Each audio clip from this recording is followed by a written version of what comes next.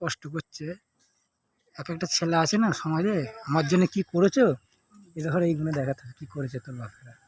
দেখ ঝুলে ঝুলে কত কষ্ট করছে। হ্যাঁ, কি কষ্ট বলে গো আল্লাহ, বিশাল কষ্ট। না গো, অনেক ছেলেরা আছে বলে কি করেছে আমার জন্য, তাদের ঘরে এই জিনিসটা দেখাতে হবে। দেখ তোর বাপেরা কি করেছে এক সময়, কত কষ্ট করছে। আরে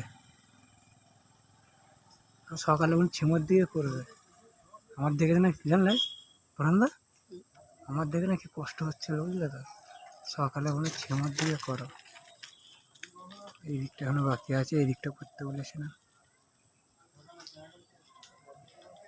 এই দিকটা পুরো ফুল গাছ লাগানো হয় বুরান্দা সামনেটা, মানে এটা পুরো আমার সিস্টেমে হয়েছে।